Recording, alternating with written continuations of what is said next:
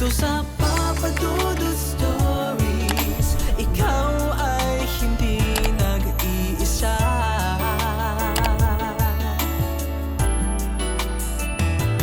Dito sa Papa Dudut Stories, may nagmamahal sa'yo.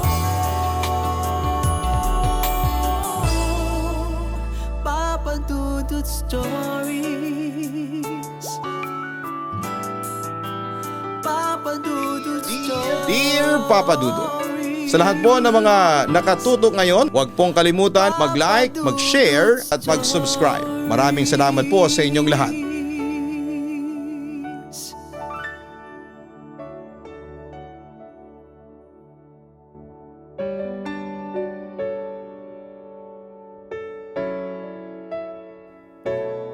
Dear Papa Dudut, tawagin mo na lamang ako bilang si Wenny, isang pangkaraniwang OFW na nagtatrabaho sa isang cruise line sa Amerika at Caribbean region.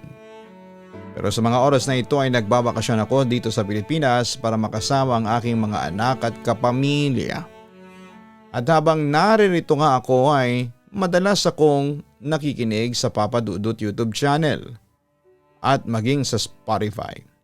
Siya nga pala, sisimulan ko na lamang ang kwento ko noong minsang magtrabaho ako sa cruise line kasama ang aking boyfriend na si Alfred. Papa Dudut, mahal na mahal ko ang boyfriend ko at sobra talaga ang pasasalamat ko noon nang magkasama kami sa iisang barko. Pero hindi sa lahat ng pagkakataon ay naging masaya ang pagsasama namin ni Alfred dahil may pagkakataong nagkakatampuhan kaming dalawa. Alfred, anong ginagawa mo rito sa kabina ng mga babae? Alam mo namang bawal ang mga lalaki dito. Galit ko nang makita ko siya sa labas ng aming cabin. Wala akong pakialam kung may makahuli sa akin. I don't care kung matanggal man ako sa cruise line na ito. Wenny, please let me explain. Hindi ko na pinatapos ang kanyang sasabihin dahil alam kong puro kasinungalingan lamang yon. Wala ka nang dapat i-explain sa akin. Kitang-kita ko na naghahalikan kayo ni Emmaline sa stockroom. Wika ko habang naaalala ko yung eksena nila ng babaeng yon sa stockroom. Sobra akong nagsiselos ng mga oras na yon. Wenny, biglaan ang paghalik niya sa akin. Maski ako ay nagulat din sa ginawa niya. Paliwanag niya. Pero gustong gusto mo naman na hinahalikan ka niya. Hindi kasi ako naniniwala sa paliwanag ni Alfred, Papa Dudut. Nagkakamali ka. Wala akong nararamdaman sa halik niyang yun. Maniwala ka sa akin. Insist niya. Papa Dudut, isa sa mga nagiging ugat ng tampuhan namin ni Alfred ay ang pagiging babaero nito. Bukod doon ay hindi ko rin matanggap noon na kasama namin sa isang barko ang ex-girlfriend niya. Alam ko at nararamdaman ko kasi na meron pang something sa dalawang yon. Kahit na sabing matagal na silang naghiwalay. Papa Dudut, hindi ko noon maiwasang ma-insecure kay Emmaline dahil ito ang first love ni Alfred at nararamdaman ko na may pagtingin pa dito ang boyfriend ko. Kaya naman sa tuwing nakikita ko sila ay parang tinutusok ng kutsilyo ang puso ko. Sa palagay mo, maniniwala ako dyan sa sinasabi mo? Bakit hindi mo siya tinulak nung hinalikan kanya? Usig ko pa noon sa kanya. Hindi ordinaryong babae si Emmaline. Ex-girlfriend mo siya. At yung nakita ko kanina, ang totoo niyan hindi ko talaga mapigilang magselos.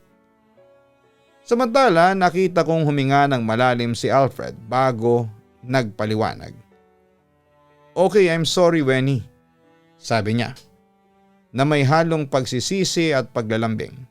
Pero gusto ko lang malaman mo na wala na akong nararamdaman para kay Emmaline.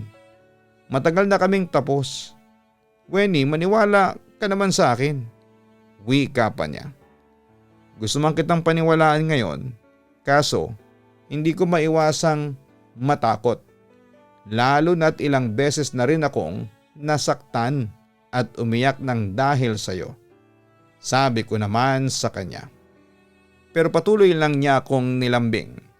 At bilang isang taong labis na nagmamahal ay lumambot din ang puso ko kay Alfred. Magtiwala ka sa akin, Wenny. Sa pagkakataong ito ay hindi na ako magsisinungaling pa sa iyo. Pagpapatuloy pa niya. Sa puntong yon, Papa Dudut, ay bumigay na ako sa kanya.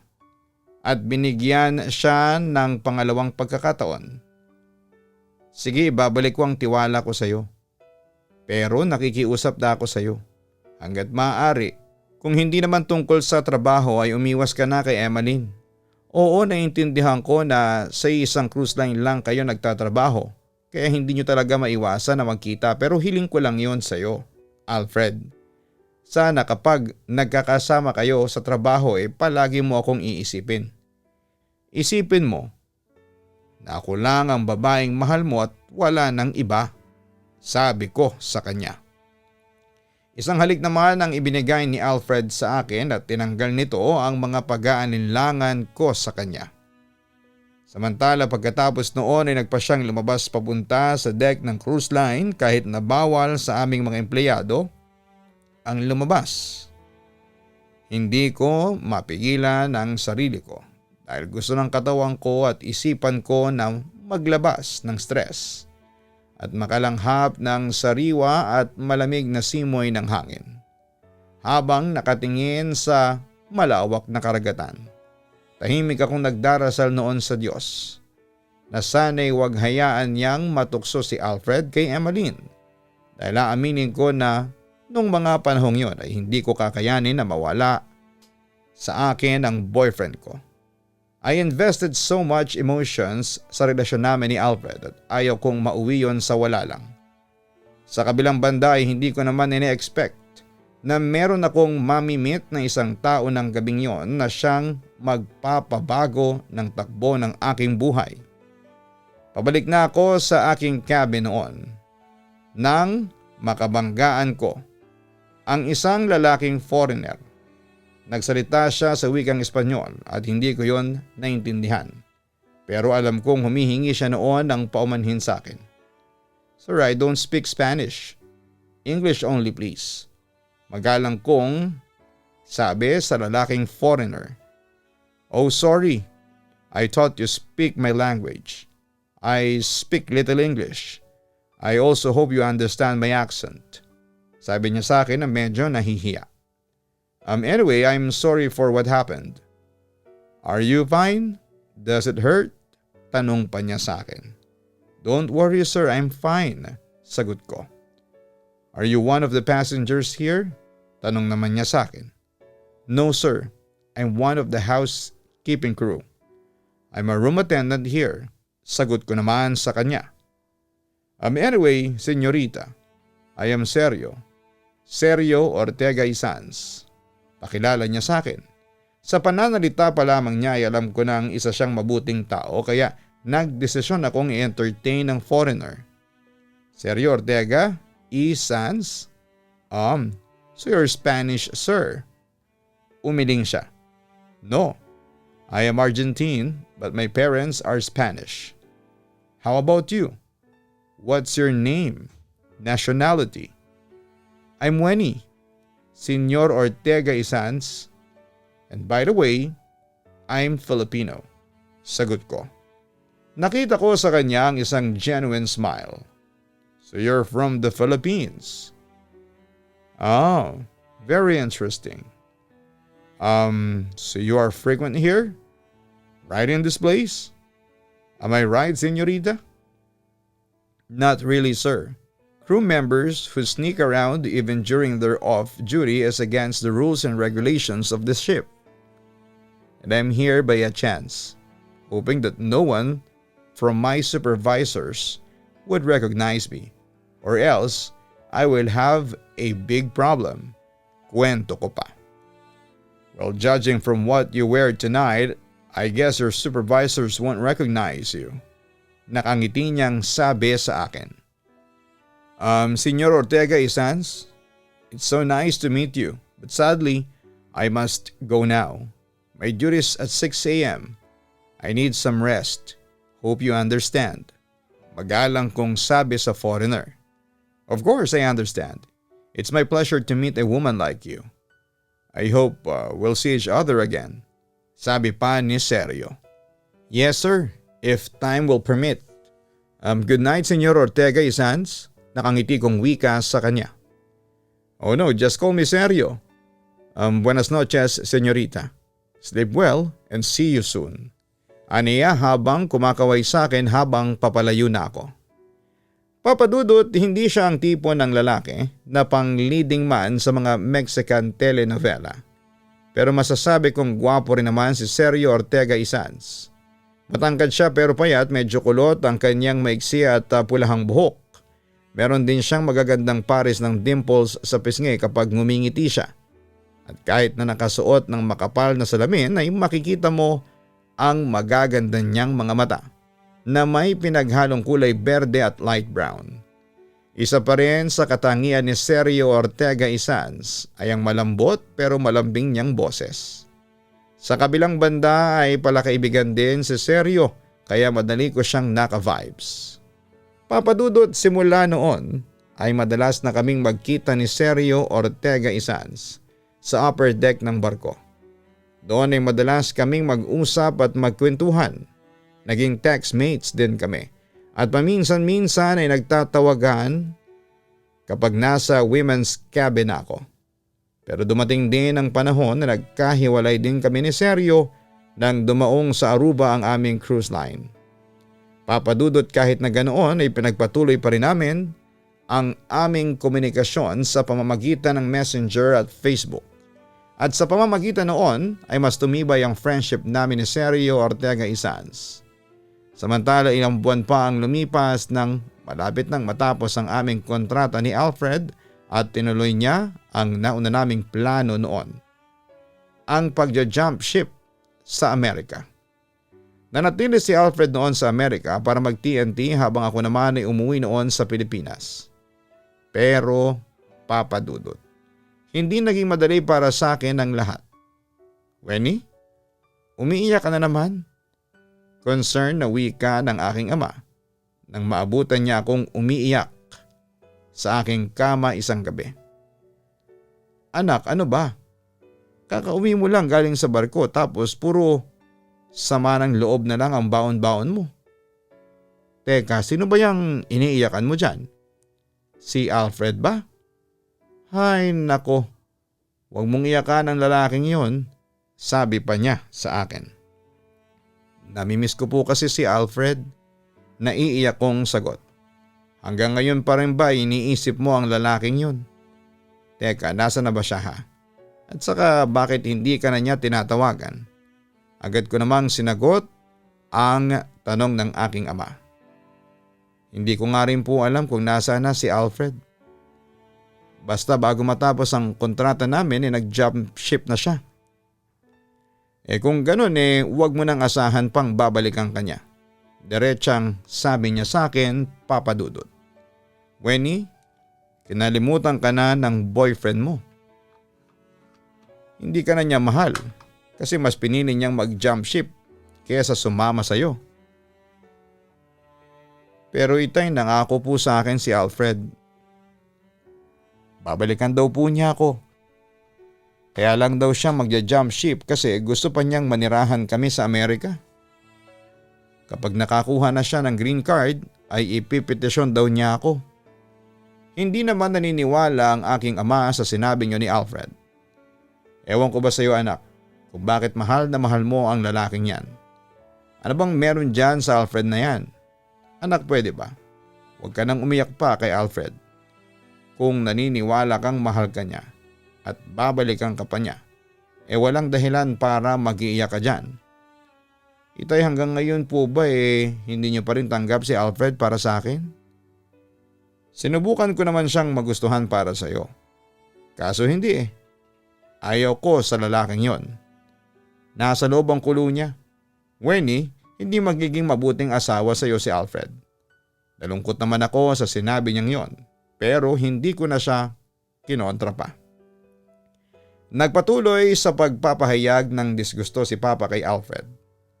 Ayaw ko talaga sa lalaking yon. Wenny, pero matigas kasi ang ulo mo. Nasa ustong gulang ka na rin. Alam mo na kung ano ang makakabuti sa iyo. Bahala ka na sa buhay mo, sabi pa niya sa akin. Medyo nasaktan ako sa sinabing yun ni Papa Dudut. Kayo naman Itay, kung makapagsalita kayo parang wala na kayong care sa akin. Hindi sa wala akong care sa'yo, pero hindi mo rin naman ako susundin kahit nasabihin ko sa'yo na makipaghiwalay ka na kay Alfred. Ay nako Wenny, kung ako sa'yo, mas pipiliin ko na yung kaibigan mong foreigner na si Sergio. Alam mo Wenny, kahit na hindi ko pa siya nakikita ng personal, alam kong mabait na tao si Sergio. Sa boses pa lamang niya alam kong anghel na. Magalang at may sense kausap yung kaibigan mo kapag kausap mo. Si Alfred, kabaliktaran niya. Si Sergio, bukod sa mayabang at walang galang, walang kwenta pa siyang kausap. Kung sa bagay tama kayo, mabait nga po talaga si Sergio. Pagsang-ayon ko sa sinabi niya tungkol sa kaibigan kong foreigner. Wenny, anak alam kong matalino ka. Kaya kung ako sa iyo ay pag-isipan mong mabuti ang pagmamahal mo dyan sa boyfriend mo. Sa tingin ko'y magiging mabuting boyfriend si Sergio sa iyo kesa kay Alfred. Kasi ang kaibigan mo ay bukod sa mayaman at mabait na alam mong may pangarap sa buhay. Magiging maganda ang buhay mo sa foreigner na yon. Si Alfred bukod sa wala na ngang maipagmamalaki ang lalaking yon wala ring pagsisikap. Huwag niyo naman pong maliitin si Alfred Itay. Pagtatanggol ko sa aking boyfriend. Pero hindi natinag ang aking ama. Totoo naman yung sinasabi ko anak. Wala kang kinabukasan kay Alfred, pahayag pa niya. Papadudot tiniis ko ang lahat ng lungkot na nararamdaman ko dahil alam ko may katapusan din ang lahat ng ito. Darating din kasi ang panahon na magkakasama rin kami ni Alfred at mamumuhay kami ng masaya. Kailangan lang niyang mag-TNT sa Amerika para din sa kinabukasan naming dalawa. Pero syempre, hindi ko rin talaga maiiwasan na mangulila at umiyak ng dahil sa kanya. Samantala sa kabila ng pag-iiyak at pangungulila ko kay Alfred, ay merong Sergio na palaging nariyan para damayan ako. Wenny, I know how it feels to be left behind by someone you love. Don't worry, I'm still here. And I promise I will not leave you. I'm here to guide and support you. To give you 1,000 reasons to smile and to cheer you up. Wenny, I'm your friend and I will do my best to make you happy. Ang sabi sa akin ni Sergio nang minsang mag-usap kami via messenger chat. Thank you Sergio. I'm very glad to have you as a friend. Masayang wika ako kahit nakakaiyak ko lamang ng gabing yon. Iba kasi ang dating sa akin ng boses ni Sergio.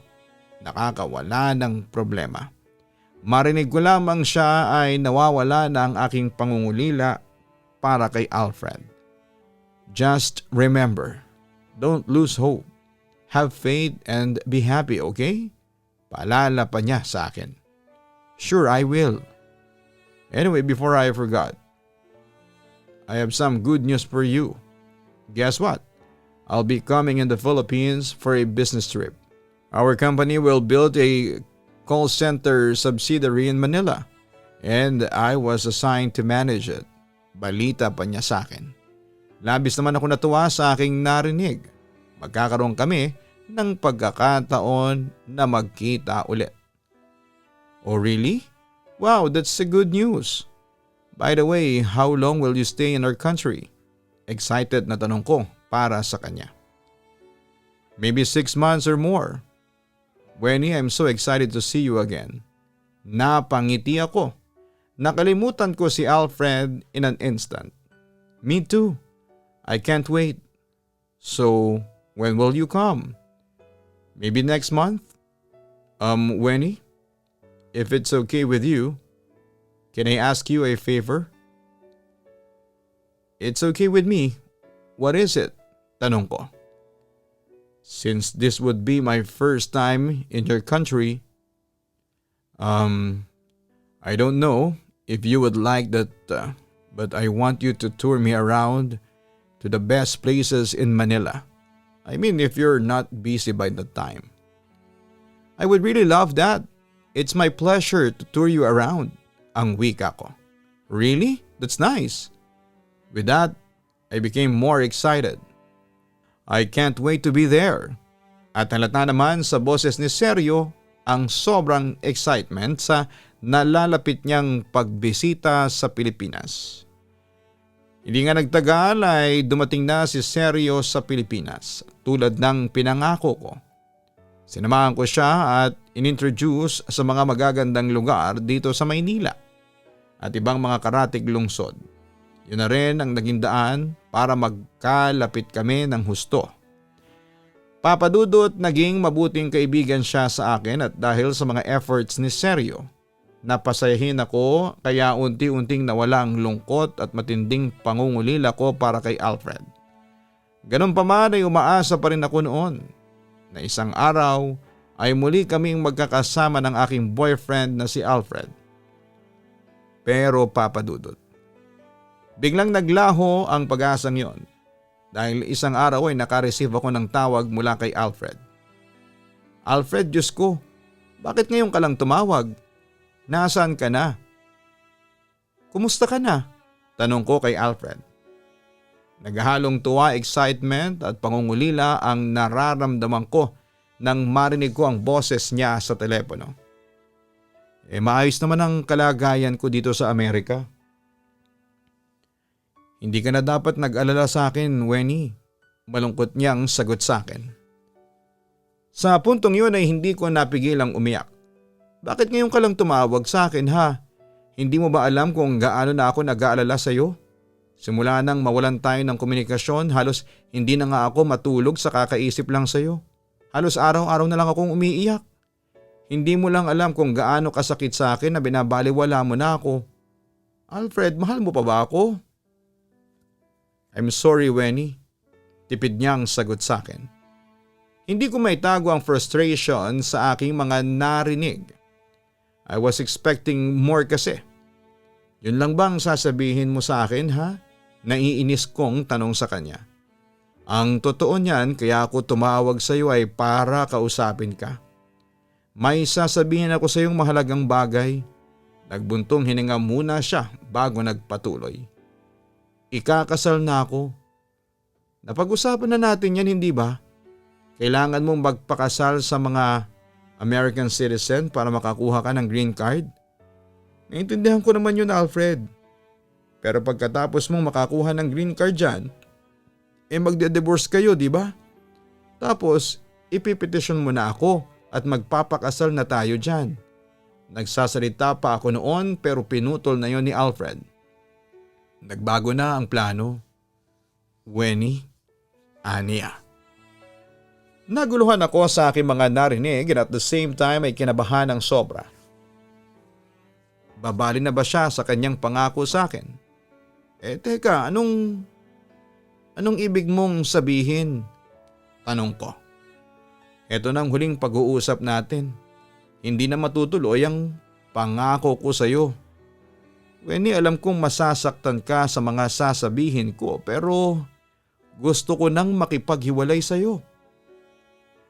Nanlumo at lalo akong naiyak sa kanyang mga sinabi. I told him kung nagbibiro lang ba siya pero desidido talaga si Alfred na makipaghiwalay sa akin. Gusto ko nang umalis sa relasyon nating ito. Hindi na ako masaya at saka naririto na sa Amerika ang kaligayahan ko. Ayaw ko nang bumalik dyan sa Pilipinas. Wenny, I'm sorry pero yun ang totoo. Hindi na kita mahal. Diin pa niya. Nagpatuloy ako sa pag-iyak at pagkumpronta sa kanya. Ano bang nagawa ko masama sa iyo at eto ang ibinalik mo sa akin? Alfred, minahal naman kita. Pinaglaban ko ang pagmamahala natin. Pinaglaban kita laban sa mga taong humuhusga sa pagkatao mo. Hindi naman ako nagpabaya sa mga obligasyon ko bilang girlfriend mo. Hindi ako nagkulang sa pagmamahal sa iyo. Bakit bigla-bigla namang nagbago yung mga nararamdaman mo? May iba na akong mahal, Wenny. At nasisiguro kong magiging mas maligaya ako sa kanya kaysa sa iyo. Makakalimutan mo rin ako. Mahahanap mo rin ang taong tunay na nagmamahal sa iyo. Hanggang dito na lamang tayo. Huwag ka nang umasa pang babalik ako sa iyo. Iyon ang huling sinabi niya sa akin pagkatapos ay naputol na ang linya. Wala naman akong ginawa ng araw na yon kundi ang umiyak at magdamdam sa mga nangyari. Papa Dudut, I was so devastated at that time dahil sa isang iglap ay naglahong lahat ng mga pangarap namin ni Alfred. Hindi ko noon matanggap na hiniwalayan na niya ako kasi minahal ko siya ng sobra at umasa ako na magkakasama kami hanggang sa finish line pero hindi pala. Samantala ng araw ding yon ay tumawag sa akin si Sergio at doon ay ikinuwento ko sa kanyang mga nangyari. Ramdam na ramdam sa boses ni Sergio na nasaktan din siya sa mga nangyari para sa akin. You know what? I'm deeply hurt to see you like that. I really want to take away all the pain you feel. If you only knew how much pain it brings me whenever I saw you cry because of that man. You know what? I'm very, very angry with Alfred now. Why? Because he hurt the woman that is so special to me. He hurt the woman whom I love the most. Pahayag pa niya. Hindi naman ako makapaniwala sa kanyang mga sinabi. What did you say? Tanong ko sa kanya. Wenny, I'm in love with you. I know you'll be surprised, but that's what I really feel for you. Pag-amin pa niya sa akin. Pagkatapos noon ay tinanong ko siya kung bakit ngayon lamang niya sinabi yon sa akin. I tried but I was afraid that time. Besides, I'm sure you'll turn me down because I know you love Alfred so much. But you know what? I can't control myself to express to you how I feel, especially whenever I saw you crying because of that man. That is why I can't leave you. I can't leave the woman I love. Wika niya sa akin. Naluha lamang ako sa mga sinabing yon ni Sergio. Please, forget Alfred. He's not worth loving. Pagpapatuloy pa niya. My love for you is real. My intention is real. Wenny, please accept me. Love me. And I promise once you gave your heart to me, I will never waste it. I will love you with all my heart and I will do my best to make you happy. Remember, I will love you more than Alfred did. Wenny, please give me a chance. Pahayag pa niya sa akin. Papadudot sa gitna ng pighating nararamdaman ko sa paghihiwalay namin ni Alfred, ay hindi naman ako iniwan ni Sergio at sa halip ay tinulungan niya akong makabangon. Hindi siya umalis sa tabi ko para hawiin ang mga luhang pumapatak sa mga mata ko. Minahal niya ako ng walang kapalit at anumang pag-aalinlangan. Papadudot unti-unting tinanggal ni Sergio ang sakit sa puso ko dulot ni Alfred at pinalitan niya yon ng pag-asa. At sa pagkakataong yun ay muling nanumbalik ang kasiyahan sa puso ko. At dahil sa walang kapantay ang pagmamahal na ibinibigay sa akin ni Sergio ay unti-unti ko ring natutunang suklian yon ng aking pagmamahal. Papadudot dahil sa pagmamahal ni Sergio Ortega Isans sa akin ay unti-unting nawala ang sakit na dinulot sa akin ni Alfred. Natutunan ko rin siyang mahalin. Sa kabilang banda ay hindi naman ako nagkamali sa desisyon ko dahil naging masaya naman ako sa piling ni Sergio dahil kahit minsan ay hindi siya nagkulang sa akin. Binigay niya sa akin ang lahat ng klase ng pagmamahal. Hindi siya nagkulang sa pagbibigay ng mga gusto at kailangan ko. Sa madaling salita ay naging espesyal ako sa buhay ni Sergio. Kaya ng mga panahong yun, desidido na ako na si Sergio na ang gusto kong pakasalan at makasama sa panghabang buhay. Samantala, Papadudot, isang gabi ay inaya ako ni Sergio na mag-dinner sa isang Spanish restaurant. And the next thing I knew, isang sorpresa pala ang naghihintay para sa akin. Wenny, can I ask you something? Tanong niya sa akin. What if I propose you a marriage right now? Will you accept it? Nagulat naman ako sa kanyang tanong sa akin. Nagpatuloy naman siya. What if I say, will you marry me? Will you accept it? You surprised me, Sergio. Is that for real? Hindi ako makapaniwala that time. You want it for real? Wait. Wika ni Sergio pagkatapos ay lumuhod siya sa aking harapan at kinuha mula sa kanyang jacket ang isang diamond ring. Wenny, will you marry me? Magkahalong excitement at kaba ang nararamdaman ko that time. Pero ewan ko ba. Noong pagluhod ni Sergio sa aking harapan ay biglang nagkaroon din ako ng kaunting pag-aalinlangan sa sarili ko. Siguro biglang nagrehistro kasi sa isipan ko si Alfred ng mga oras na yon. Like what I've promised you before, I will love and cherish you till the end. I promise I will be the best husband you've ever had. Please accept my proposal and I promise you'll never regret it. Pagpapatuloy pa niya. Seryo? Tangi kong nasabi.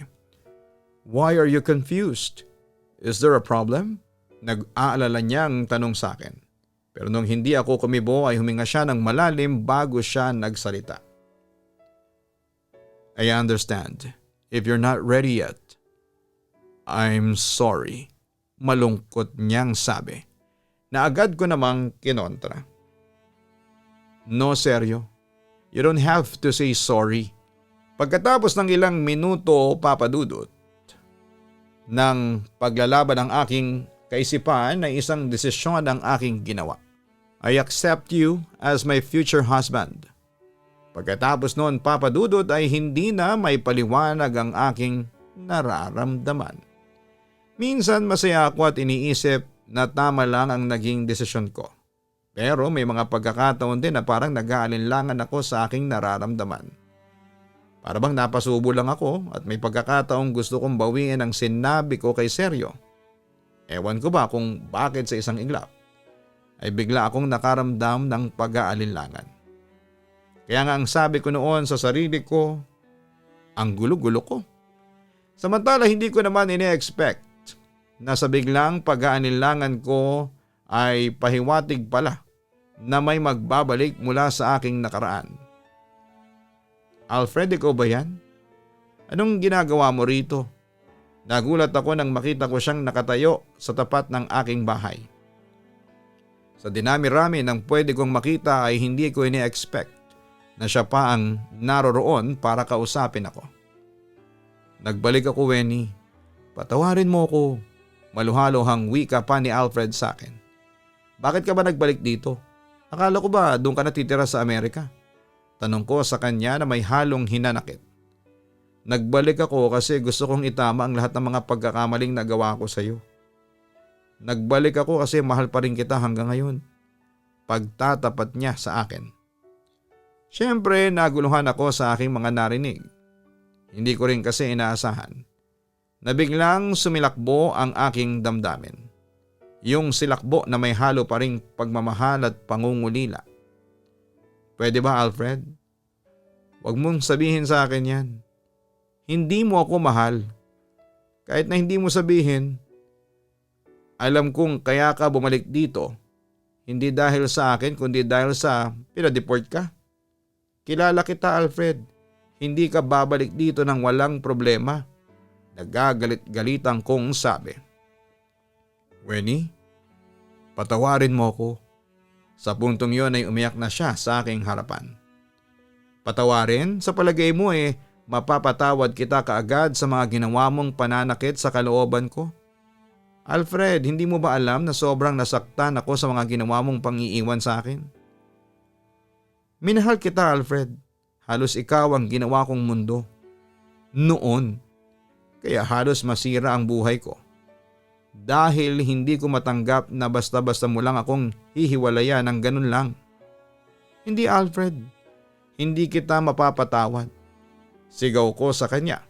Pero deep inside ay naroon pa rin talaga ang pag-ibig ko sa lalaking tumarantado sa akin. Nagsisisi na ako. Hindi ko dapat ginawa yun sa iyo. Hindi ko dapat iniwan ang taong mahal ko. Ang wika niya. Kinukumbinsi ako na maniwala sa kanya. Hindi na kita mahal. May iba na ako mahal, Alfred. Mahina kong sabi. Pero ang totoo ay mahal ko pa rin siya at hanggang ngayon ay isinisigaw pa rin siya ng aking puso ang kanyang pangalan. Sino yung foreigner na kasama mo sa sasakyan kaninang pag-uwi? Tumango ako habang lumuluha. Oo, siya na ang mahal ko, Alfred. At ikakasal na kaming dalawa. Hindi naman makapaniwala si Alfred sa mga narinig mula sa akin. Kaya malabo na yung gusto mong mangyari. Kahit ano pang gawin mo, hindi na maibabalik pa ang pagmamahal ko sa iyo. Hindi, Wenny. Alam ko na mahal mo pa rin ako, ang sabi pa ni Alfred. Tama naman siya, Papa Dudut, mahal ko pa rin siya. At kahit na magsinungaling ako ay lumalabas pa rin ang katotohanan dahil sa mga kinikilos ko. Tigilan mo nga ako, Alfred. Hindi ako tanga para mahalin ka ulit. Huwag ka nang mag-ilusyon pa na mahal kita kasi hindi na yun mangyayari. Wala ka nang aasahan pa sa akin.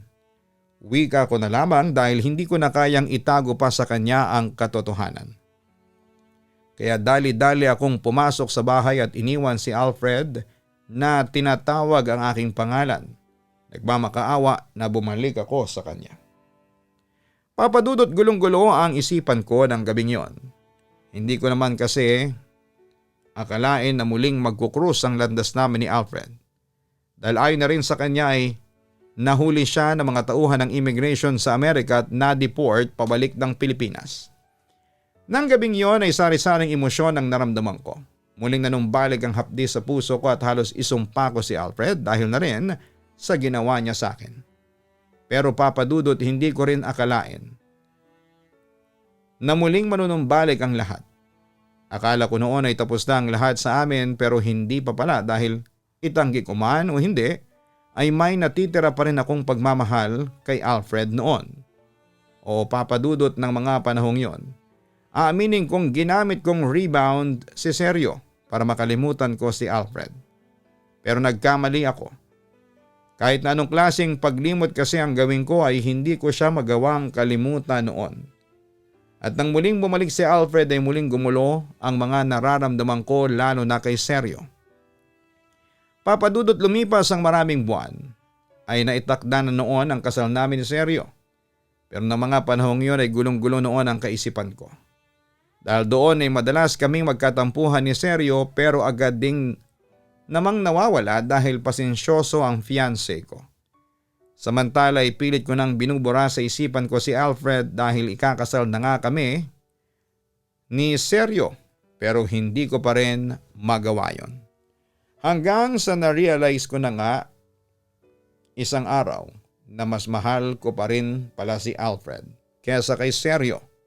At dahil sa realization kong yon ay isang mabigat na desisyon ang aking ginawa. Can I ask you something? If you don't mind, malungkot na tanong sa akin ni Sergio isang araw. Napatingin lamang ako sa kanya at umiyak dahil sa sobrang guilt na aking nararamdaman. Do you still love him? Tanong pa niya sa akin. Referring to Alfred. Umiyak lamang ako noon sa harapan niya at hindi na sumagot. I know you still love Alfred. I could feel it. Sa pagkakataong yon ay nagtapat na ako sa kanya. Sergio, I'm sorry. I'm very sorry. You're right. I still love Alfred. Gustong umiyak noon ni Sergio sa harapan ko pero sinubukan pa rin niyang pigilan ang sarili. Alfred is one lucky guy. You still love him after all the pain and sorrows he'd brought to you. You still love him even he almost ruined your life. On the other hand, I'm one unlucky guy. Why? Because after all the love and sacrifice I gave to you, still I wasn't able to replace him inside your heart. Aniya. Lalo namang inusig ng aking konsensya ang aking puso. Sergio doesn't deserve this. Sergio, I love you. I tried. Sinubukan kong i-explain sa kanya pero halos wala ng salitang lumalabas sa aking bibig. I didn't mean to hurt you. I am just wondering how could we go wrong for all the days we spent each other together. I thought our relationship was good, almost perfect, but I was wrong. Wenny, why you still choose Alfred over me? What kind of love and sacrifice did he give to you? Tanong niya sa akin, and at that point ay umiyak na siya sa aking harapan. I can't marry you anymore. I want to cancel our wedding. Nahihiya at napapaluha kong sabi. Pagkatapos ay hinubad ko ang aking singsing na ibinigay niya sa akin at binalik sa kanya. Here's our engagement ring. I will bring it back to you. Give this ring to the woman much worthy than me. Seryo, you'll find someone better who will love you more than I did. You're still young, still handsome, and it's easy for you to find a woman better than me. Umiyak lamang si Sergio at hindi na nagsalita pa. I know someday you will learn to accept the whole truth. You will learn to forget me and move on. Believe me, Sergio, malungkot ko pang sabi. Please forgive me. Don't you worry, I already forgave you. I just wish that you'll be happy in Alfred's arms. I wish he will love you more than I did. I really wish that he will become a good husband for you. I wish you good luck, Wenny. Yun ang huling sinabi ni Sergio Ortega Isans sa akin bago kami naghiwalay ng landas. Papadudot sobra akong nakonsensya noon sa ginawa ko sa fiancé ko. Alam ko pong masakit yon sa part ni Sergio pero wala akong choice noon kundi ang sundin ang totoong nilalaman ng puso ko. Pagkatapos kong hiwalayan si Sergio ay hindi na siya muling nagpakita pa. Tinanggal na rin niya ang anumang komunikasyon sa pagitan namin. Bagamat naaawa ako kay Sergio pero nagdesisyon na rin akong kalimutan siya at sa halip ay makipagbalikan na kay Alfred. Lumipas ang ilang taon at nagpakasal kami ni Alfred at nagkaroon kami ng mga anak. Pero papadudot, akala ko noon ay magiging masaya na ako noon sa piling ng taong mahal ko. Pero nagkamali ako. Dahil hindi naging mabuting asawa sa akin si Alfred. Palagi niya akong sinasaktan noon at hindi siya tumigil sa bisyo ng pambababae. Bukod pa roon ay hindi na rin siya nagtrabaho dahil sa wala siyang mapasukan. Dahil blacklisted na siya bunga ng pagti-TNT sa Amerika. Papadudot nung una na kaya ko pang tiisin ang lahat pero dumating din ako sa puntong gusto ko nang sumuko. Hanggang isang araw natapos ang lahat sa amin ng asawa ko. Nagsisisi ka na at ako ang naging asawa mo? Galit na tanong sa akin ni Alfred nang minsang mag-away kami dahil sa kanyang pagpapabaya sa relasyon namin. Oo, Alfred, nagsisisi na ako at pinakasalan pa kita. Kung alam ko lang na magiging miserable ang buhay ko sa iyo, hindi na kita pinili. Galit na sagot ko sa kanya. Pero imbes na magsisi ay lalong nagmataas pa ang aking asawa. Sige Wenny, kung nagsisisi ka na edi hiwalayan mo na ako. Kung gusto mo, hanapin mo yung dati mong shotang foreigner. Sergio Ortega Sans ba ang pangalan nun? Sige, sumama ka na sa kanya. Isama mo na pati mga anak natin. Mga salot lang kasi kayo sa buhay ko. Siguro nga nagkamali ako ng pagpili sa'yo. Sana pala si Sergio na lang pala ang pinakasalan ko nang sa ganun ay maganda na sana ang buhay ko. Wika ko na may halong panghihinayang at pagsisisi. Kung ganun pala ay maghiwalay na lang tayo. Ano Wenny?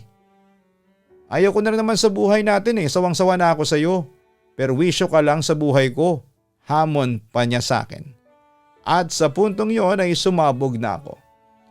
Huwag kang magsalita sa akin ng ganyan Alfred.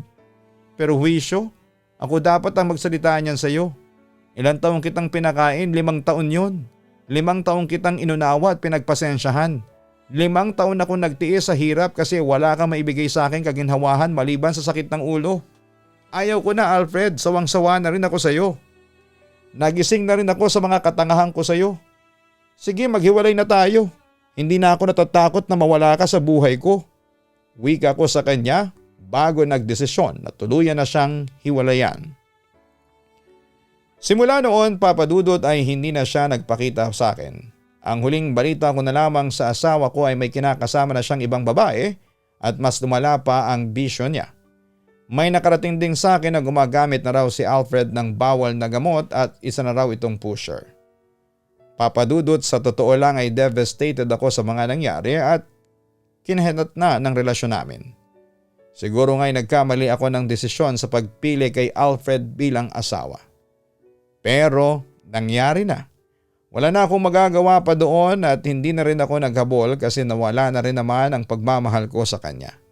Malaking pagkakamali na hindi ako tumingin sa mga red flag niya before. Samantala, Papa Dudut, nagulat na lamang ako isang araw nang makatanggap ako ng tawag mula kay Sergio Ortega Isans. Marami kaming pinagkwentuhan tulad na lamang ng paghihiwalay namin ni Alfred. Siyempre nalungkot siya. At pinalakas din niya ang loob ko kinalaunan.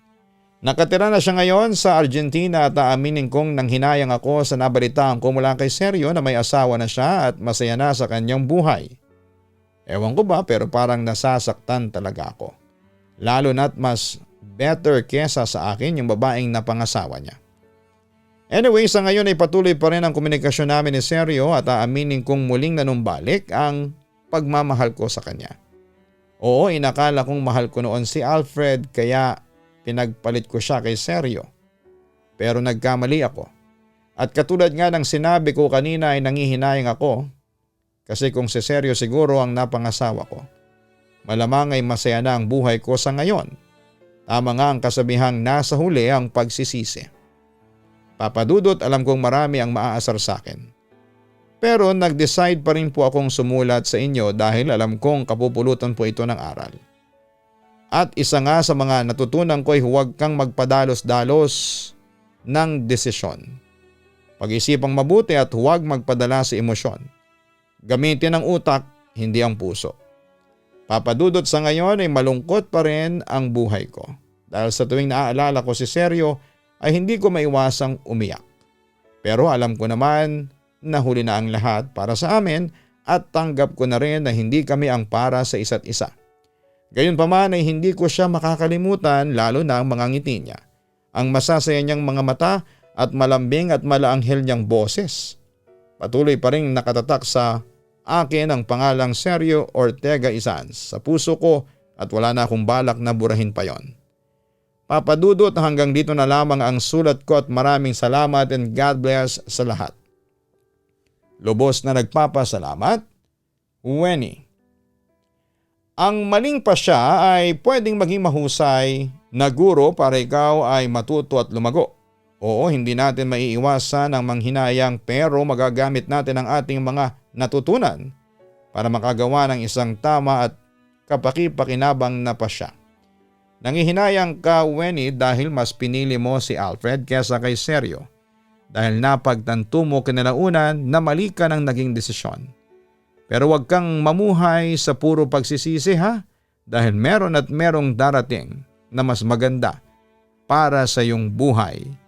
Pakawalan mo na rin sa iyong puso si Sergio dahil kung mananatili pa rin siya sa iyong puso't isipan, hindi ka makakapag-move forward sa buhay. Tandaan mo, Wenny, na habang buhay ka, maraming opportunities at magagandang pangyayari ang naghihintay sa iyo. Kaya magpatuloy ka lang. At saka huwag mong ikakahiya na nagkamali ka noon dahil ang mahalaga ay nagbago ka na ngayon.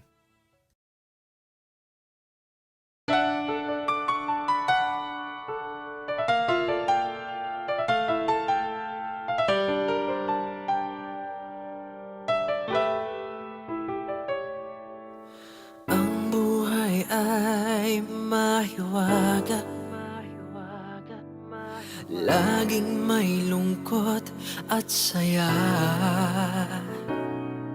Sa Papa Dudut Stories, laging may karamay ka.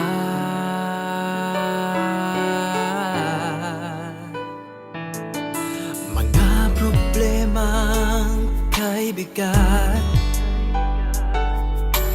dito ay pakikinggan ka.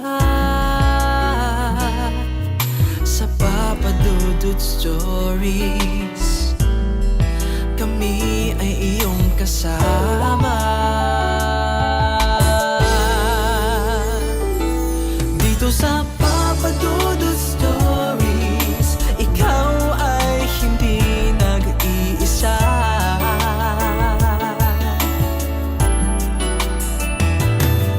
Sa Papa Dudut Stories, may nagmamahal sa'yo.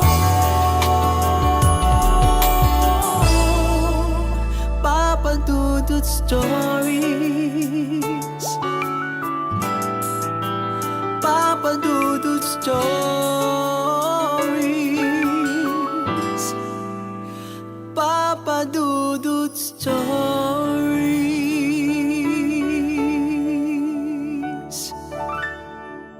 Matakot, kabahan sa mga kwentong nakakagimbal sa Kaistorya YouTube channel with daily post at 7 p.m.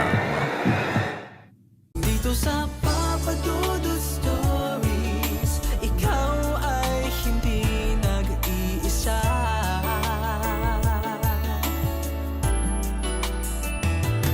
Dito sa Papa Dudut Stories, may nagmamahal